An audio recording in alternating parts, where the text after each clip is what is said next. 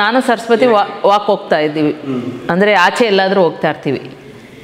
ನಾವಿಬ್ಬರು ಹೋಗುವಾಗ any time ನಮ್ಮ ಜೊತೆಲೇ ಇರ್ತಿದ್ದ. ಹೆಂಗೆ ಅಂದರೆ ಗಂಧದ ಸ್ಮೆಲ್ ಅಷ್ಟು ಬರೋದು. ನೀ ಎಲ್ಲಿ ಎಷ್ಟೇ ದೂರ ವಾಕ್ ಹೋಗ್ತಿರ್ಲಿ, ಅದೇನು ನಮ್ಮಿಬ್ಬರನ್ನ ಕಂಡ್ರೆ ಬಾಬಾಗೆ ತುಂಬ ಇಷ್ಟನೋ ಏನೋ ಗೊತ್ತಿಲ್ಲ, ಒಟ್ನಲ್ಲಿ ಗಂಧದ ಸ್ಮೆಲ್ ರೂಪದಲ್ಲಿ ನಮ್ಮ ಜೊತೆಲೇ ಇರ್ತಾ ಇದ್ದ. ನಾವು ಮೂಗು ಮುಚ್ಕೊಂಡು ಹೋಗ್ತಾ ಇದ್ವಿ, ಕುಡಿಯೋಕ್ಕಾಗ್ದಂಗೆ ಉರಿ ಬಂದ್ಬಿಡೋದು ಮೂಗೆಲ್ಲ. ನಾವಿಬ್ಬರು ಯಾವಾಗೂ ಜೊತೆಲಿದ್ದರೆ ಎಲ್ಲೇ ನಿಂತಿರಲಿ, ಎಲ್ಲೇ ಮಾತಾಡ್ತಾ ಇರಲಿ, ಏನೇ ಮಾತಾಡ್ತಾ ಇರಲಿ, ಮಾತಾಡೋದು ನಾವಿಬ್ಬರು ಏನಿದ್ರು ಬಾಬಾ ಬಗ್ಗೆನೇ ಜಾಸ್ತಿ. ಯಾಕೆಂದರೆ ಇವ್ರು ಬಾಬಾ ಬಗ್ಗೆ ಮಾತಾಡ್ತಿರ್ಲಿಲ್ಲ, ಜಾಸ್ತಿ ಮಾತಾಡ್ತಾ ಇದ್ದಿದ್ದು ನಾವು ಬಾಬಾ ಬಗ್ಗೆನೇ. ಎಲ್ಲೇ ನಡ್ಕೊಂಡು, ನಾವು ಬಸ್ಸೇ ಹತ್ತುತ್ತಿರಲಿಲ್ಲ ಉಮೇಶ್, ನಡ್ಕೊಂಡು ಹೋಗ್ತಾ ಇರ್ತಾಯಿದ್ದೀನಿ, ಬಾಬನ ವಿಷಯ ಮಾತಾಡ್ಕೊಂಡು ಹೋಗ್ತಾ ಇದ್ದು ರೋಡ್ ಸವ್ಯೋದೇ ಗೊತ್ತಾಯ್ತಾ ಇರಲಿಲ್ಲ ನಮಗೆ. ಅಂದರೆ ಬಾಬಾ ನಮ್ಮ ಜೊತೆಲೇ ಇರ್ತಿದ್ದ. ಅಂದರೆ ಗಂಧ ಸ್ಮೆಲ್ ಅಲ್ಲಿ ಯಾವಾಗೂ ನಮ್ಮ ಜೊತೆ ಇರ್ತಿದ್ದ, ಬರ್ತಲೇ ಇರ್ತಿತ್ತು. ಅದು ಒಂದು ನಮಗೆ ಅನುಭವ ಆಗಿರೋದು ಸಮಾಧಿಗೆ ಹೋದ್ಮೇಲೆ, ಬಾಬಾ ಸಮಾಧಿಗೆ ಹೋದ್ಮೇಲೆ. ಮತ್ತು ತುಂಬಾ ಪವಾಡಗಳು ಮಾಡಿದ್ದಾನೆ ಸರಸ್ವತಿ ವಿಷಯದಲ್ಲಿ. ಏನೇ ಆಗಿರಲಿ, ಆವಾಗ ನಮ್ಮನೆಯವ್ರು ಅನ್ನೋರು, ನಿಮಗೆ ಲೈಟ್ ಹಾಕೋದು ಜ್ಞಾಪಕ ಬರಲ್ಲ, ಏನು ಮಾತಾಡ್ತಿರ್ತೀರ ನೀವಿಬ್ರು ಒಂದೇ ಸಮ, ಲೈಟ್ ಹಾಕ್ತಂಗೆ ಏನು ಮಾತಾಡ್ತಿರ್ತೀರ, ಎಷ್ಟೋ ಸಲ ಕೇಳಿದ್ದಾರೆ. ಮಾತಾಡ್ತಾ ಇದ್ರೆ ಲೈಟ್ ಹಾಕೋದು ನಮ್ಗೆ ಜ್ಞಾಪಕ ಬರ್ತಿರ್ಲಿಲ್ಲ, ಹಂಗೆ ಮಾತಾಡ್ತಾ ಇದ್ದೀವಿ ನಾವು ಬಾಬಾ ಬಗ್ಗೆ ಮಾತಾಡ್ತಾ ಇದ್ರೆ. ನಮ್ಗೆ ಹಸ್ವು ನಿದ್ದೆ ಏನೂ ಇರ್ತಿರ್ಲಿಲ್ಲ. ಅವನ ಬಗ್ಗೆ ಮಾತಾಡೋಕ್ಕೆ ಸ್ಟಾರ್ಟ್ ಮಾಡಿಬಿಟ್ರೆ ದಿನ ಹೋಗೋದು ಗೊತ್ತಾಯ್ತಾ ಇರಲಿಲ್ಲ. ಹೆಂಗಿರ್ತಿದ್ದೀವಿ, ನಮ್ಮನೆಯವ್ರು ಬಂದು ಹೊಟ್ಟೆ ಹಸ್ವು ಅಂದರೆ ಮಾತ್ರ ಅಡುಗೆ, ಹಂಗಿರ್ತಿದ್ದಿದ್ದು ಅವಾಗ. ಹಾಗೆ ಎಷ್ಟೋ ಸಲ ಬೈದಿದ್ದಾರೆ, ನೀವಿಬ್ಬರು ಏನು ಮಾಡ್ತಾ ಇದ್ದೀರಾ, ಲೈಟು ಹಾಕ್ತಂಗೆ ಬಂದು ಎಷ್ಟೋ ಸಲ ಲೈಟ್ ಹಾಕಿದ್ದಾರೆ, ಕೇಳಿ ಅವ್ರನ್ನ. ಹಾಗೆ ನಮ್ಮದು ಈಗ ಬಾಬಾ ಹತ್ರ ನಾವೇನು ಫಸ್ಟು ನಮ್ಮನ್ನೇ ಸಮರ್ಪಣೆ ಮಾಡ್ಕೊತಾ ಬರಬೇಕು. ಫಸ್ಟು ನಮ್ಮನ್ನ ಸಮರ್ಪಣೆ ಮಾಡ್ಕೊಂಬಿಡ್ಬೇಕು. ಗುರುಗಳು ಆಶ್ರಮಕ್ಕೆ ಕಾಲಿಕ್ಕಿದ ತಕ್ಷಣ ನೀನು ಸನ್ನಿಧಿಗೆ ಬಂದಿದ್ದೀವಪ್ಪ, ಏನೇ ಕರ್ಮಗಳಿದ್ರೂ ನಮ್ಮನ್ನು ಅದರಿಂದ ಪಾರು ಮಾಡು ಅಂತ ಕೇಳ್ಕೋಬೇಕು. ಮತ್ತು ಆಮೇಲೆ ಗುರುಗಳ ಮೇಲೆ ನಂಬಿಕೆ ಇಟ್ಟು ಬನ್ನಿ ಅಂತ ಬಾಬಾ ಹೇಳ್ತಾಯಿದ್ರು. ಫಸ್ಟು ನಂಬಿಕೆ ಇಟ್ಟು ಬನ್ನಿ, ನನ್ನ ಆರತಿ ನೋಡಿ ನಿಮಗೆಲ್ಲ ಚಲೋ ಮಾಡ್ತೀನಿ. ನಾನು ಇದ್ದಾಗ 4 ಆಣಿ, ಹೋದಾಗ 12 ಆಣಿ. ಅಂದರೆ ಇದ್ದಾಗ ನಮಗೆ ಆಶೀರ್ವಾದ ಕಮ್ಮಿ ಅಂತ ಅನ್ಕೊಬೋದು, ಇಲ್ಲ ನಮ್ಮನ್ನು ಚೆನ್ನಾಗೇ ನೋಡ್ಕೊಂಡಿದ್ದಾನೆ. ಅವನು ಹೇಳೋ ಮಾತಲ್ಲಿ ಏನು 12 ಆಣಿ ಅಂದರೆ ಜಾಸ್ತಿ ಕೊಡ್ತೀನಿ, ಎಲ್ಲರಿಗೂ ಜಾಸ್ತಿ ಕೊಡ್ತೀನಿ, ಅದನ್ನು ತಗೊಂಡೋಗಕ್ಕೆ ನಿಮ್ಗೆ ಶಕ್ತಿ ಇರಲಿ. ಶಕ್ತಿ ಏನು? ಭಕ್ತಿ. ಶಕ್ತಿನೇ ಭಕ್ತಿ. ಭಕ್ತಿ ಮಾಡ್ತಾ ಬನ್ನಿ ನನ್ನ ಸನ್ನಿಧಿಗೆ, ಅದು ಹೇಳೋಕ್ಕೆ ಇಷ್ಟಪಡ್ತೀನಿ. ಸ್ಯಾರಿ ಹಾಕ್ಕೊಂಡೇ ಇರಬೇಕು, ಡ್ರೆಸ್ ಹಾಕ್ಕೊಂಡು ಬರ್ತಿರಲಿಲ್ಲ ಯಾರು. ನಾವು ನೋಡ್ದಂಗೆ ಡ್ರೆಸ್ ಹಾಕೊಂಬತ್ತಾ ಇದ್ದವರು ಚಿಕ್ಕ ಚಿಕ್ಕ ಮಕ್ಳುಗಳು ಅಷ್ಟೇ, ಅಷ್ಟು ಬಿಟ್ಟರೆ ದೊಡ್ಡವ್ರು ಯಾರೂ ಇಲ್ಲ. ಲಂಗ ದಾವಣಿ ಹಾಕ್ಕೊಂಡು ಬರ್ತಾಯಿದ್ದಿದ್ದು, ಸ್ಯಾರಿ ವಸ್ತ್ರದಲ್ಲಿ ಆ ಥರ ಬರ್ತಾಯಿದ್ದಿದ್ದು. ಈಗೂ ಆಲ್ಮೋಸ್ಟ್ ಬರ್ತಾರೆ ಅನ್ಕೋತೀವಿ. ಯಾರೂ ಮಾಡ್ರನ್ ಡ್ರೆಸ್ಸಲ್ಲಿ ಯಾರೂ ಗುರುಗಳ ಸನ್ನಿಧಿಗೆ ಬರೋಲ್ಲ. ಬಂದ್ರೂ ನಮಗೆ ನೋಡೋಕ್ಕಾಗಲ್ಲ.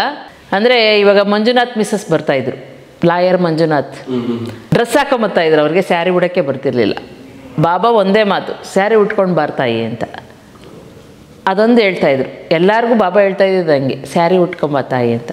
ಬಾಬಾ ಅವಳು ಉಟ್ಕೊಂಬಂದಿಲ್ಲ ಬಾಬಾ, ನಮಗೆ ಹೇಳ್ತಾ ಇರ್ತೀರಾ ಅಂದ. ನೀನು ನನ್ನ ಮಗಳು ತಾಯಿ, ಅದಕ್ಕೆ ನಾನು ನಿನಗೆ ಹೇಳ್ತಾ ಇದ್ದೀನಿ, ಅವ್ರದ್ದು ನಿನ್ಗೆ ಬೇಡ ಚಿಂತೆ, ನೀನು ನಾನು ಹೇಳಿದ ಮಾತು ಕೇಳು ಅಂತ ಹೇಳ್ತಾಯಿದ್ರು ಬಾಬಾ. ಹಾಗೆ ಬಾಬನ್ನ ನಂಬ್ಕೊಂಡು ಹೋಗೋರು, ಬಾಬನ್ನ ದಾರಿಲಿ ಹೋಗೋರು, ಬಾಬನ ಗುರುಗಳ ಮಾತನ್ನ ಮೀರ್ದಂಗೆ ನಡ್ಕೊಂಡು ಹೋಗೋದು ಒಳ್ಳೇದು. ಆಶ್ರಮಕ್ಕೆ ಹೋಗ್ತೀವಿ, ಸ್ನಾನ ಮಾಡಿ, ಸ್ವಚ್ಛತೆ ಮೇನು.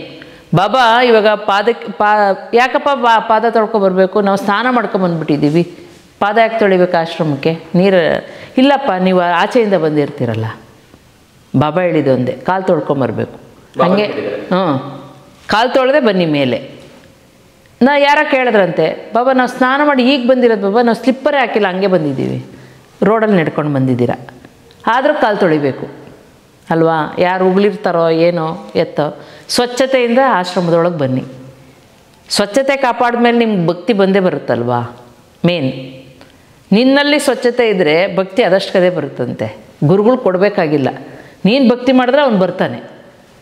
ಅವನೇನು ಕೊಡ್ತಾನೆ ಅನ್ನೋದು ಅನ್ಕೊಂಡು ಬರಬಾರ್ದು. ನಾವು ಭಕ್ತಿ ಮಾಡಾದ್ಮೇಲೆ ಅವ್ನು ನಮ್ಗೇನು ಕೊಡ್ತಾನೋ ಅವ್ರು ಕೊಟ್ಟಿದ್ದನ್ನ ನಾವು ತೃಪ್ತಿಯಿಂದ ಇಸ್ಕೋಬೇಕು. ಕೊಡಲಿಲ್ಲ ಅನ್ನೋದು ಭಾವನೆ ಬಿಟ್ಬಿಡ್ಬೇಕು. ಇವಾಗ ನಾನು ಫಸ್ಟ್ ಬಂದೆ, ನೀವು ಸಿಗ್ತೀರಾ ಅನ್ನೋದು ನಂಗೆ ಗೊತ್ತಿಲ್ಲ. ಗುರುಗಳು ಇದ್ದಾರೆ ಅಂದಮೇಲೆ ನಾವು ಬಂದ್ವಿ ಅಲ್ಲಿಗೆ.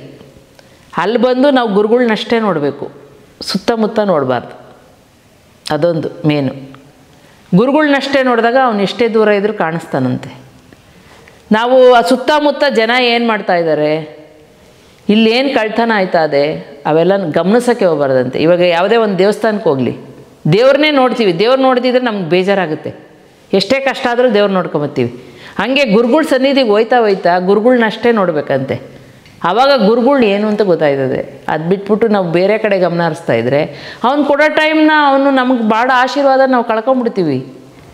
ಮೇನು ಇಲ್ಲಿ ಒಂದೇ ಹೇಳೋದು, ಬರ್ತಾ ಗುರುಗಳು ನೋಡ್ಕೊಂಡು ಸ್ಮರಣೆ ಮಾಡ್ಕೊಂಬನ್ನಿ. ಅಲ್ಲೇ ನಡೀತದೆ, ಇಲ್ಲಿ ನಡೀತದೆ, ಅದು ಗಮನಿಸಿ ಹೋಗಲೇಬಾರ್ದಂತೆ. ಆ್ಯಕ್ಚುಲಿ ನಮ್ಮ ಕರ್ಮ ನಮ್ಮ ಬೆನ್ನಿಂದನೇ ಇರುತ್ತೆ. ಆ ಕರ್ಮ ಏನು ಅಂತ ಅವನ ಗುರುಗೊಬ್ಬನಿಗೆ ಅಂತ ಗೊತ್ತಿರೋದು.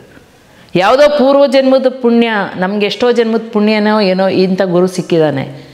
ಇಂಥ ಗುರುನ ನಾವು ಕೈ ಬಿಟ್ಟು ಯಾವತ್ತೂ ಬಿಡಬಾರ್ದು. ಬಿಟ್ಟರು ಬಿಡದಂತೆ ಕಾಯ್ತಾನಂತೆ. ಅವನು ಕಾಯ್ತಾ ಇರ್ತಾನೆ, ಯಾವ ಕ್ಷಣ ನನ್ನ ಭಕ್ತರು ಬರ್ತಾರೆ ಅಂತ ಕುತ್ಕೊಂಡು ಕಾಯ್ತಾ ಇರ್ತಾನೆ. ಅವನು ಕಾಯೋದಕ್ಕಾದ್ರೂ ನೀವು ಒಂದಿನ ಹೋಗಿ. ಬಿಟ್ಟಿದ್ರು ಬಾಬನ ಸನ್ನಿಧಿ ಹೋಗೋದು ಬಿಟ್ಟಿದ್ರು ಅವ್ನು ಕಾಯ್ತಾ ಇದ್ದಾನಲ್ಲ ನನಗೋಸ್ಕರ ಅನ್ನೋದಾದರೂ ಒಂದಿನನಾದರೂ ಹೋಗಿ ಅವನ ಸನ್ನಿಧಿಗೆ. ಅಷ್ಟೇ ಹೇಳ್ತೀನಿ, ಅದು ನನ್ನ ನಂಬಿಕೆ. ದತ್ತಾತ್ರೇಯ. ಓಂ ನಮಃ ಶಿವಾಯ. ಶ್ರೀ ಸದಾನಂದಾಯ ನಮಃ.